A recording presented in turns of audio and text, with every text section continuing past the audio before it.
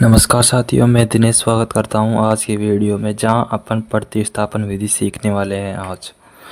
तो इससे पहले लेक्चर 6 आ चुके हैं और ये हमारा वीडियो नंबर 7 हो गया है तीसरे चैप्टर का।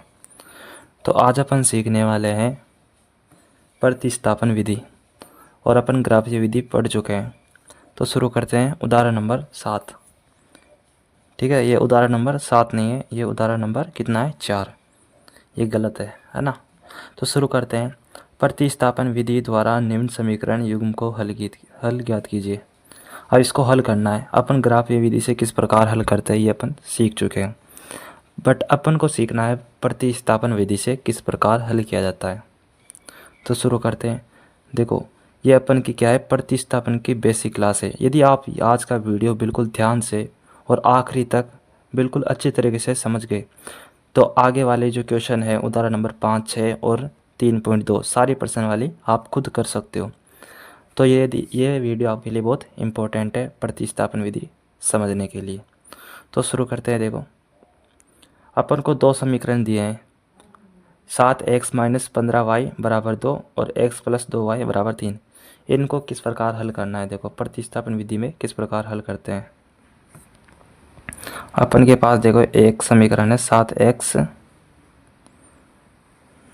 - 15y = 2 -15y = 2। और दूसरा समीकरण देखो क्या है, दूसरा समीकरण है x + 2y = 3। x + 2y = 3। अब इस समीकरण को हल करना है, वो भी प्रतिस्थापन विधि से, और अपन को एक्स वाई का मान निकालना है, जिस प्रकार अपन ग्राफीय विधि में एक्स वाई का मान निकालना सीखे थे। तो देखो, ये अपन के पास हो गया समीकरण नंबर 1, ये हो गया समीकरण नंबर 2। ध्यान से समझना, प्रतिस्थापन विधि में क्या होता है। प्रतिस्थापन विधि में या तो पहले समीकरण में से, या तो पहले समीकरण में से, इस पहले समीकरण में से या तो तुम x का मान निकाल लो, है ना, या फिर किसका मान निकालोगे, या तो x का मान निकाल लो या फिर y का मान निकाल लो। या तो तुम x का मान निकाल लो या फिर y का, और जिसका भी मान निकालोगे उसका मान इस समीकरण नंबर 2 में रख देना। या फिर समीकरण दूसरे में से x या फिर y का मान निकाल कर समीकरण 1 में रखना है। ठीक है, तो मैं एक बार शुरू करता हूँ। जैसे कि आप या तो पहले समीकरण में से x का मान निकाल लो या फिर y का मान निकाल लो, फिर उसको समीकरण 2 में रखना होता है, बस इतना ही करना होता। या फिर आप उल्टा भी कर सकते हो। कैसे, समीकरण 2 में से x या y का मान निकाल कर समीकरण 1 में रख दो, बात एक ही है। तो अपन में देखो क्या करता हूँ, मैं समीकरण 2 में से किसका मान निकालता हूँ, x में से, मतलब x का मान निकालता हूँ। तो x बराबर कितना हो जाएगा, 3 - 2y।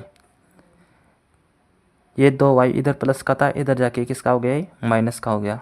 ठीक है, अब देखो x का मान अपन के पास आ गया, इसे अपन दे देते हैं समीकरण नंबर 3। अब क्या करना है, अब इस समीकरण नंबर 3 बोले तो x का मान है ना, कहाँ रखोगे, समीकरण 1 में। समीकरण 2 में रख दोगे ना तो आपके पास वही पुरानी जो समीकरण थी, समीकरण 2 ही प्राप्त हो जाएगी। ठीक है, इसलिए आपको ऐसा नहीं करना है, आपको रखना है समीकरण 1 में मान। जिससे निकाले उसी में क्यों रखोगे भाई मान, उसमें नहीं रखना। ठीक है, तो मैं रखूँगा समीकरण 1 में मान रखने पर, समीकरण 1 में x का मान रखने पर। ठीक है, x का मान रखने पर अब देखो क्या आता है अपन के पास, 7 x की जगह क्या रखोगे, 3 - 2y, यहाँ पर कितना है, -15y = 2। ठीक है, 7 या 21 और कितना जाएगा, यहाँ पर माइनस से जाएगा, और 7 दूना 14y, और ये माइनस ऐसे का सर जाएगा, और 15y = 2। 21 को उधर ले जाओ। ठीक है, यहाँ पर देखो माइनस के 14y और माइनस के 15y जुड़ के कितने हो जाएंगे, 15 14 कितने होते हैं, 29y। बट यहाँ पर बड़ी संख्या कौन सी है, माइनस की, तो माइनस यहाँ पर आ जाएगा 2। और ये 21 किस में, यहाँ पर प्लस में, यहाँ पर किस में, प्लस में, इधर जाके किस में जाएगा, ये माइनस में, तो माइनस का 21। ठीक है, जब आप 21 में से 21 में 2 घटाएंगे तो कितना आ जाएगा, कितना आ जाएगा, माइनस के आएंगे क्योंकि 2 में से घटा रहे हैं यहाँ पर, तो कितना आ जाएगा 19, माइनस से माइनस कट जाएगा और y का मान कितना आ जाएगा 19/29 आ जाएगा। 19/29 ये क्या हो गया तुम्हारे पास, y का मान हो गया। तो y का मान आ गया। अब क्या करना है, देखो समीकरण नंबर 3 से किसका मान आ गया, y का मान आ गया। अब देखो अपन के पास y का मान आ गया।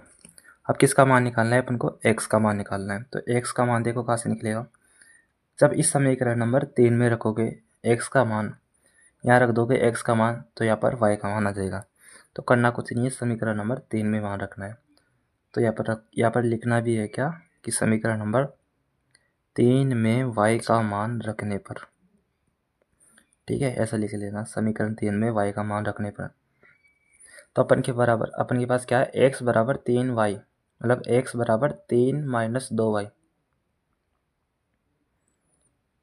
x बराबर 3 माइनस 2y, यही है 3 माइनस 2y। अब देखो यहाँ पर किसका मान रखना है, y का, तो 2 19/29 और x बराबर 3 माइनस के 2, जब 2 को 19 से गुणा करोगे तो कितना आ जाएगा, तो यहाँ पर देखो 19 को 29 से गुणा करोगे तो कितना आ जाएगा, 19 दूना 38 और अपॉन में 29 और ऐसे 1 आ जाएगा। अब क्या करना है, यहाँ पर एलसीएम लेना है। क्या करना है, एलसीएम। तो एक बार में से इसकी साइज घटा देता हूँ मैं एक बार।